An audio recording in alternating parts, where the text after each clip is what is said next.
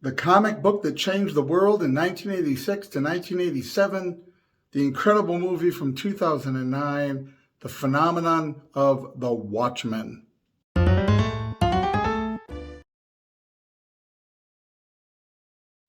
The original Watchmen comic book by DC changed the landscape of comics and therefore comic-based stories in such a way that it is really a linchpin of its time. And it is, in that sense, very dated, by which I mean the younger generation that was born in the years after, by the time you were growing up, even in the late 90s, the Watchmen, that genre of comic book had so changed the landscape that it is not really possible for you to understand, to feel what the impact of it was.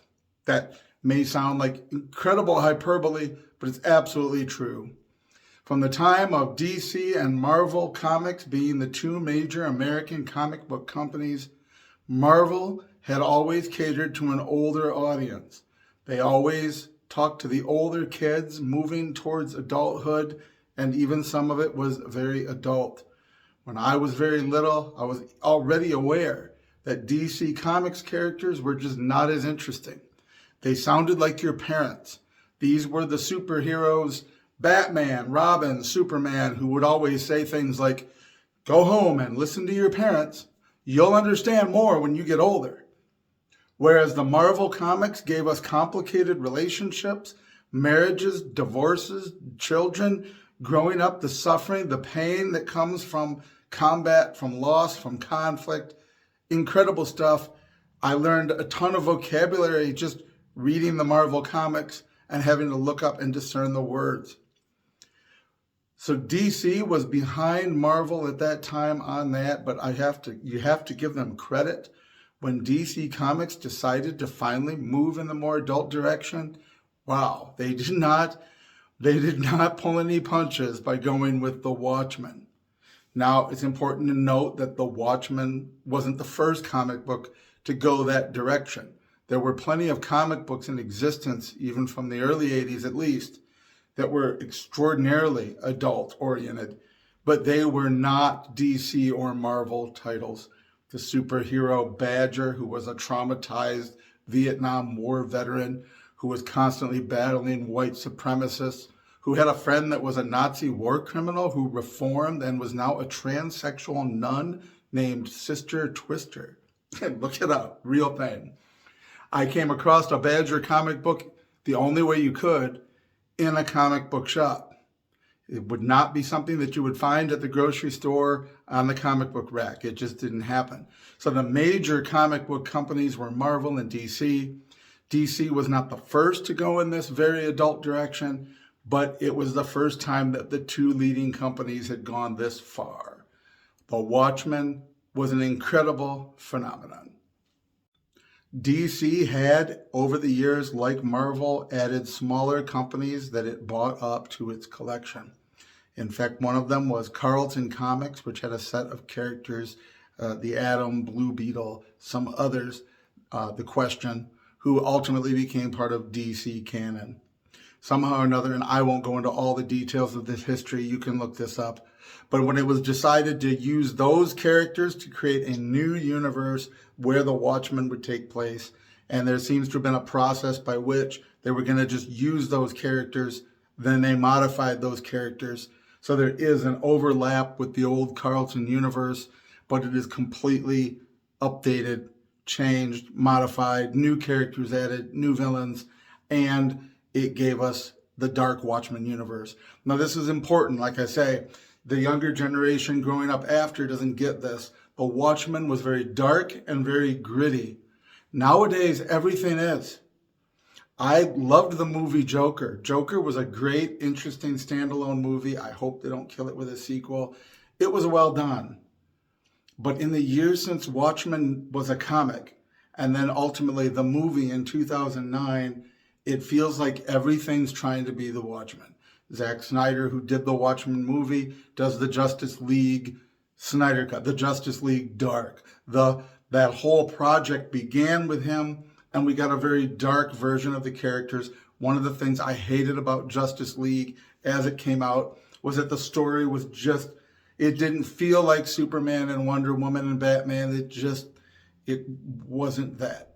We got a more grown-up Batman beginning with the Michael Keaton movie, but still we ended up in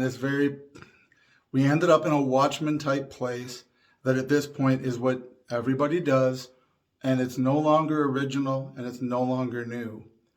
Growing up with comic books where Batman said things like, go home and listen to your parents, you'll understand when you grow up, to Marvel Comics giving us a little bit more adult themes, to stumbling across the Watchmen, where these people are psychotic, their abilities, their costumed identities are a result, like Batman, of trauma, but a very dark kind of trauma. When you can get a character like Rorschach, the son of an unknown abandoned father, the son of a prostitute who slaps him around and says, I should have had that abortion. This is just, there are no words for that appearing in a comic book in that era to bring out what scarred Rorschach to make Rorschach who he is.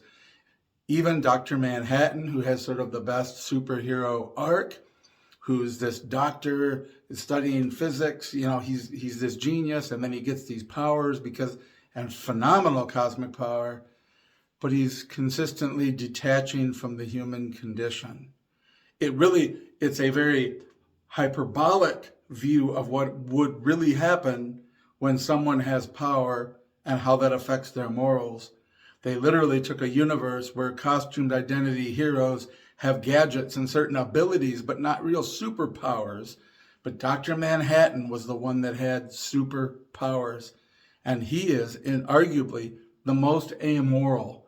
Not that he acts out in a way that is amoral like the other characters, like the comedian, but because he's so detached, he doesn't lash out. It's his complete detachment from humaneness in the sense of his humanity and a lack of concern with human destiny.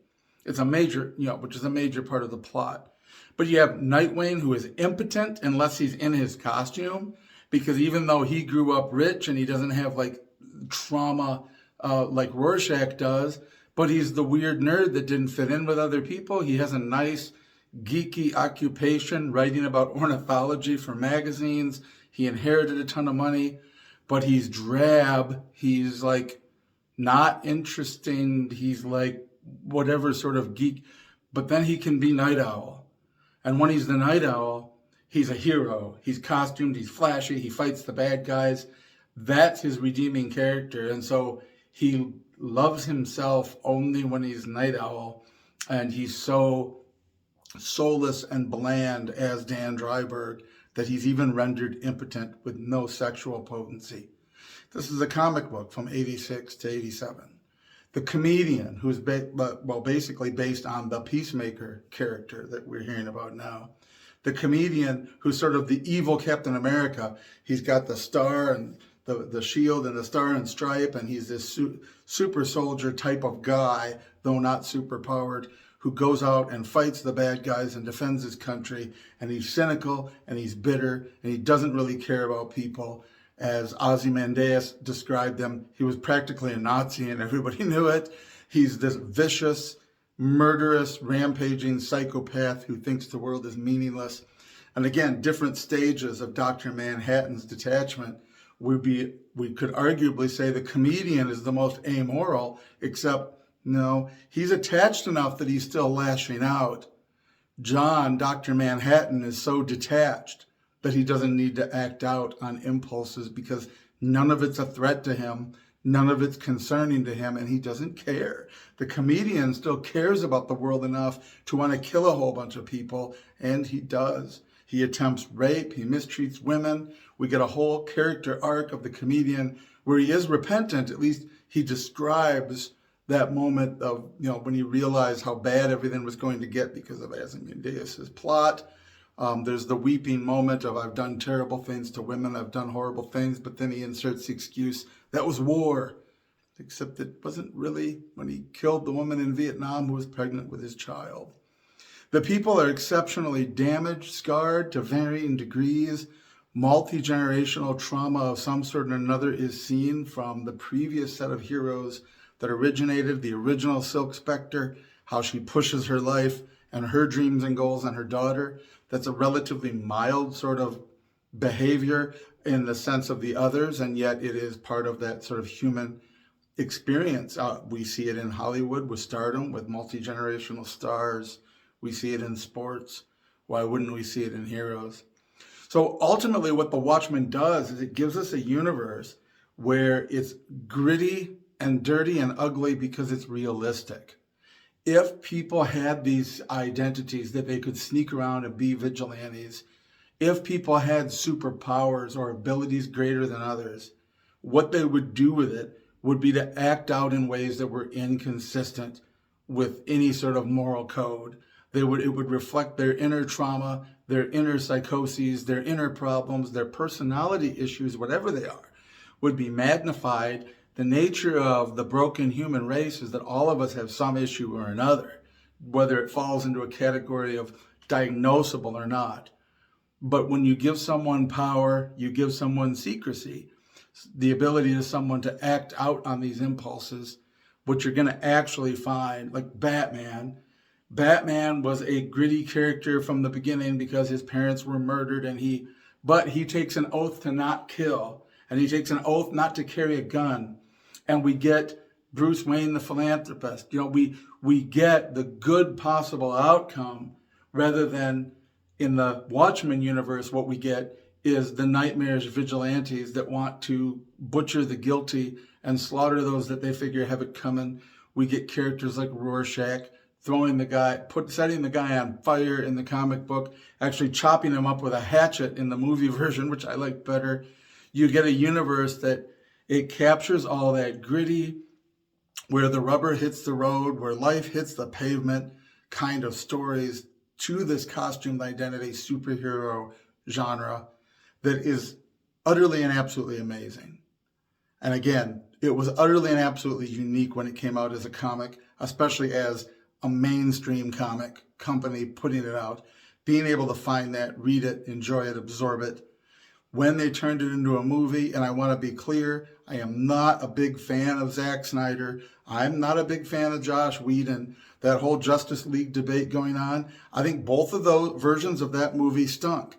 And they stunk because they gave us a Superman who accidentally zapped a bunch of civilians with his heat ray, but he had amnesia. Because we get the development of, we get Batman who just tells willy-nilly everybody his secret identity. And I think Affleck did a good job of portraying him. But the script is stupid. Gal Gadot is a great Wonder Woman. I don't think she's an amazing actress when you look at how she delivers some of the stuff that's supposed to be emotional. But she's an attractive woman. She's a fit woman who looks like Wonder Woman from the comics and is completely plausible. Aquaman, and all the women love Jason Momoa. Hey, he did a good job as Aquaman. I can't really complain about any of them, although The Flash was a little bit weird. Ezra Miller and his Instagram makes that worse. But the real problem was the story. It wasn't really their performance, and it wasn't really the direction. Whedon actually made a more coherent story out of that mess, but the problem was the story was a mess from the beginning. Lots of stupid things happened in Justice League. Darkseid forgot what planet. Well, anyway, you can find those sorts of complaints everywhere. But The Watchmen, the movie, has probably got to be the best thing Zack Snyder ever produced. Watchmen, the movie, it's probably my favorite movie ever. If not, it's definitely up there in the top couple. I don't know how many times I've watched it. And there are fans out there, and we always argue within fandom how pure something is. When adapting the comic book to the movie, there were some things that were changed. Most of them I like better. There's certain parts of the story, what the comic book really did in giving us a universe that was done from the beginning. We got sort of flashbacks to how superheroism began, costumed heroes, costumed villains. You feel like you've been reading those comics your whole life by the time you get into the middle of the story.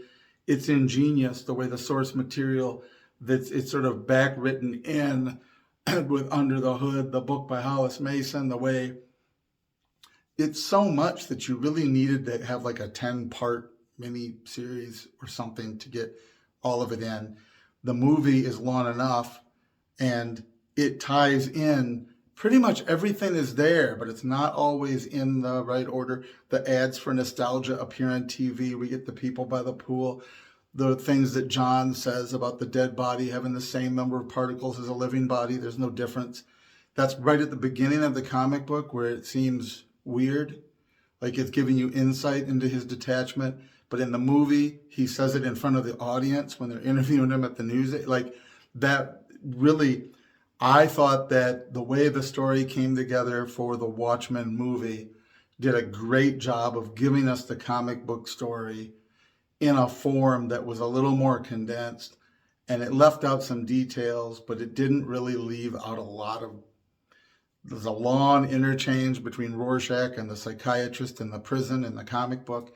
It's condensed pretty narrow in the movie, and yet all the real highlights are there. There's a little bit of the psychiatrist character arc, that he's kind of cut out. He has this bit part, but the relevance to the plot of the heroes is all there. I think my only complaint in reading the comic and comparing it to the movie was that in the comic, a lot more like Batman sort of character, Night Owl had a bunch of different costumes for different environments, different climates, different gadgets.